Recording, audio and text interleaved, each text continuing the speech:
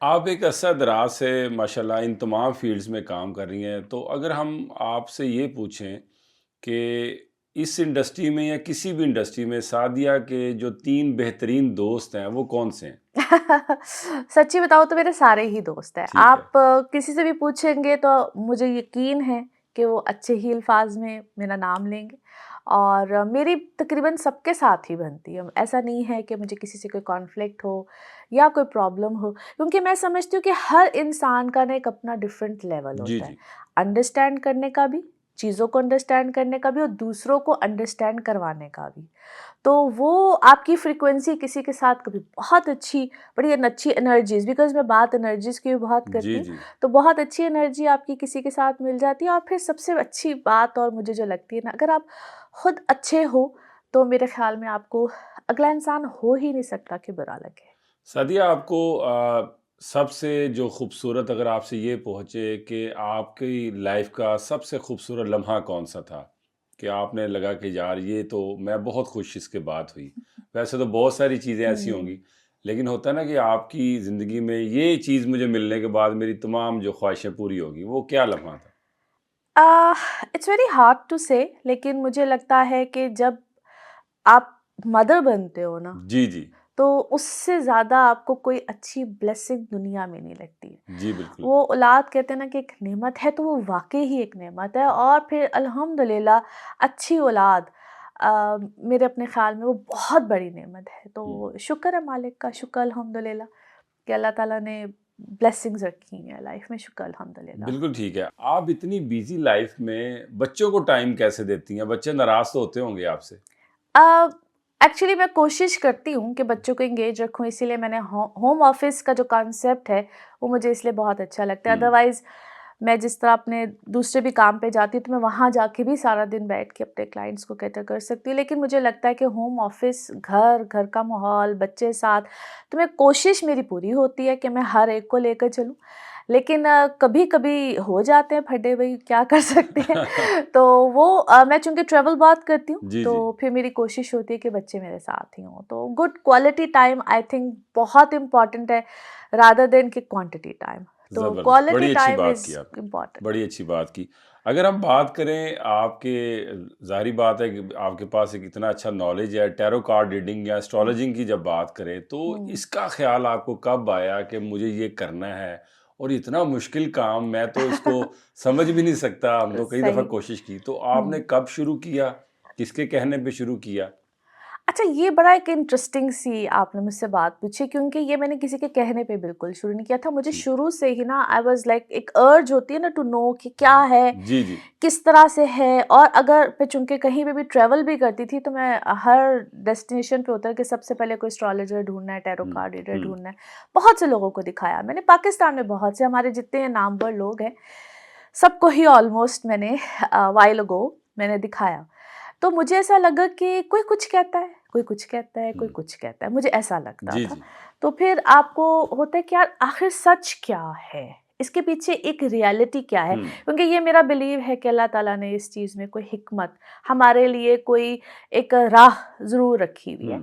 तो फिर मैंने खुद से इसको बस पढ़ना शुरू किया, प्लस मेरे जो नाना अबू के बहुत अच्छे दोस्त, गहरे दोस्त एम.ए. मलिक साहब, बहुत मशहूर पाम रीडर। हुँ। जब बचपन में भी हम उनको कभी मिलते थे, देखते थे, तो वो कहते होते थे, तुमने एक दिन इसी फील्ड में होना। तो मैं अक्सर, ये मेरे अल्फाज होते थे कि आपने क्यों मुझे घर से निकलवाना है, बड़ी फेंटी पड़ेगी। हाँ। तो वो कहते थे देख लेना तुम होगी। और इस तरह से काफ़ी उन्होंने मुझे बातें की, अपनी किताबें उन्होंने मुझे दी, अपनी साइन की हुई किताबें। तो जैसे जैसे वक्त गुजरता गया, मुझे रियलाइज़ हुआ कि यार इसकी डेप्थ में जाना है। हुँ। तो मेरा वैसे भी नंबर 7 है, कीतू को रूल करती हूँ, तो जितने भी आप नंबर 7 वाले लोग देखेंगे, मोस्टली वो आपको अकल्ट साइंसेस से रिलेटेड रिसर्चर्स, हुँ। और क्योंकि इंट्यूशन बड़ी अच्छी होती है, तो आपको इस फील्ड में नज़र आएँगे। बिल्कुल ठीक है। टैरो कार्ड रीडिंग असल में है क्या? और एक वर्ड जैसे हम एस्ट्रोलॉजिंग की बोलते हैं, इन दोनों में फ़र्क बताएँ कि इनमें फ़र्क क्या है बेसिकली? अच्छा देखिए, जो एस्ट्रोलॉजी है, वो बेसिकली आपके प्लैनेट्स की पोज़ीशन, जिस ठीक है। वक़्त में आप पैदा हुए, हुँ। ठीक है? तो उससे क्या होता है, एक ज़ाइचा बनता है। एक बर्थ चार्ट जिसको हम हम्म, इंग्लिश में कहते हैं, जायचा उर्दू में कहते हैं, हिंदी में उसको कुंडली कहा जाता है। बिल्कुल ठीक। तो वो आपकी लाइफ डेस्टिनेशन, आप क्या थे, आप किस तरह से थे, अभी आप क्या कर रहे होगे आपकी लाइफ में आने वाले कुछ सालों में, क्योंकि ये एक बेसिकली डायरेक्शन है। बाकी जो होना है वो अल्लाह के हुक्म से होना है, बेशक। उसमें मैं अपने लिए कुछ नहीं कर सकती। हम्म, तो होता क्या है कि जब हम बर्थ चार्ट को देखते हैं तो वो आपका पूरा एक्सरे कर देता है। मैं अक्सर कहती हूँ कि बर्थ चार्ट जो सा होता है वो एक तकरीबन एक्सरे की तरह होता है। किसी भी शख्स की जब जायचा खुलता है ना, उसका हर चीज़, माजी, हाल, मुस्तकबिल सब आपके सामने आ जाता है। जो टैरो कार्ड है ना, आपका जो सवाल था टैरो कार्ड से रिलेटेड, टैरो कार्ड बेसिकली जिसकी इंट्यूशन अच्छी होगी वो टैरो कार्ड कर सकता है, ठीक है। और वो बहुत से लोग कर सकते हैं। मगर उसको अब एक होता है अल्फाज की अदायगी, पढ़ना कैसे है किसी भी चीज़ को। इस तरह से जायचा बहुत से लोग बनाना सीख लेते हैं, मगर उस जायचे को पढ़ना कैसे है, बताना जी कैसे जी। है, ये दो मुख्तलिफ चीज़ें हैं। सो टैरो में भी बेसिकली आप यूँ समझ लीजिए कि एक के बाद जो दूसरा कार्ड निकलता है, हर दफ़ा उस कार्ड के मतलब डिफरेंट होंगे, ओके। और डिपेंड कर रहा होता है कि पहला कार्ड क्या है। फर्स्ट कार्ड जो उनसा होता है ना, मेरे नज़दीक that is actually the key. वो पहला जो कार्ड निकलता है वो की होती है, वो आपके बारे में बहुत कुछ बताया जाता है कि आपकी इस वक्त की इमोशनल इंटेंशंस, फीलिंग्स, या आप क्या, यहाँ तक कि पता चल जाता है कि इसने अगला सवाल क्या करना है यहाँ तक समझ आ जाती है। ज़बरदस्त। अच्छा, मुझे ये बताइए कि हम जिस सोसाइटी में रहते हैं, जी। पाकिस्तान जैसे मुआशरे में, जहाँ पर लोगों के पास उतनी तालीमी काबिलियत नहीं है और इस इल्म को वो समझते नहीं हैं, ऐसे में वो इसको कभी शिर्क का नाम दे देते हैं, कभी किसी चीज़ का नाम दे देते हैं।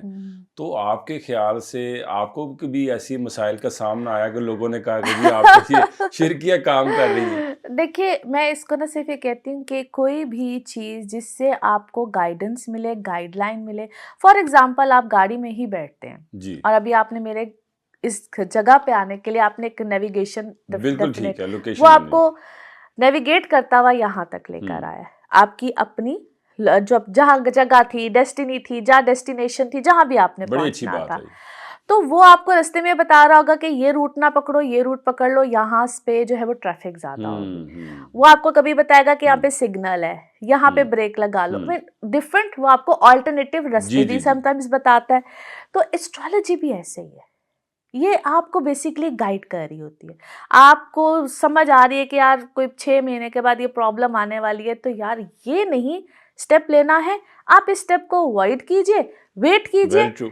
ये चीज़ें जो-सी हैं, इसी तरह से मैंने हर डिफरेंट प्रोग्राम्स में डिफरेंट, मेरा मुझे लगता है कि सबसे पहले मैंने जब चौराहा किया था, मैंने भी शायद अपना करियर स्टार्ट ही किया था, तो उस शो में मैंने हसन निसार साहब के साथ किया था। जी, जी, जियो और के लिए। उन्होंने मुझे ये सवाल किया था कि भई आप कैसे इस चीज़ को जस्टिफ़ाई करते हो? मैंने कहा जी जस्टिफ़िकेशन की तो कोई बात नहीं, ये ऐसे ही है जिस तरह आप मौसम की प्रेडिक्शंस क्यों लेते हैं? हुँ, मत लिया करें। हाँ, बिल्कुल अल्लाह ठीक। तवक्कल छोड़ देना। आंधी आए, तूफान आए, जो भी आए, लेकिन वो लेने का मतलब ये होता है कि फॉर एग्जाम्पल कोई तूफान आने वाला है, आप उस वक्त घर से बाहर ना निकलें। बहुत ज़रूरी काम है निकलना है, तो आप उसका सद्देबाप करके जी, जी, जी। निकलते हो। तो इसी तरह से डॉक्टर्स की भी फील्ड है, मेडिकल फील्ड को अगर आप लिया जाए तो बेसिकली एस्ट्रोलॉजी जो है ये साइंस प्लस मैथमेटिक्स में इसको बोलती हूँ है, क्योंकि प्लैनेट्स जो हम सब ने ही पढ़े हुए हैं साइंस में, जी, जी। ये एक उनका इल्म है, प्लस वो किस किस हाउसेस में आते हैं, फिर हम उसके कुछ मैथ्स कर लेते हैं। तो इन दोनों चीज़ों को मिला के बाकी जो होना है उसमें फिर से मैं कहूँगी कोई शक की बात नहीं है, वो अल्लाह के हुक्म है तो होना है, नहीं है तो नहीं होना है। एक और चीज़ मैं इसमें ऐड करूँगी, जी, जी, प्लीज़। मैं ये बात ज़रूर कहती हूँ कि एक चीज़ है वो आपको बताई जाती है, फिर दुआ, दुआ तकदीर बदल देती बदल है। देती है। और उस चीज़ पे आप कितने कॉन्फिडेंट हैं, जो भी आप काम, जिसके लिए भी आपका सवाल है, आप पूछ रहे हैं, जो भी आपको लाइफ के बारे में बताया जाता है, वो आप कितने गहराई के साथ करना चाहते हैं, कितने मोटिवेटेड हैं, करना भी चाह रहे हैं कि नहीं करना चाह रहे। एक शख्स पूछता है कि जी मुझे फॉर एग्जांपल है जॉब कब मिलेगी, तो भाई घर से निकलोगे, कहीं सीवी दोगे तो जॉब मिलेगी ना। तो ये एक्चुअली खुद इंडिविजुअल पे बहुत ज़्यादा डिपेंड कर रहा होता है, लेकिन जब हम जायचा देखते हैं तो काफ़ी हद तक अंदाज़ा हो जाता है कि कौन सा शख्स कितना डिटर्मिन्ड है किसी भी चीज़ को हासिल करने के लिए। बिल्कुल ठीक है।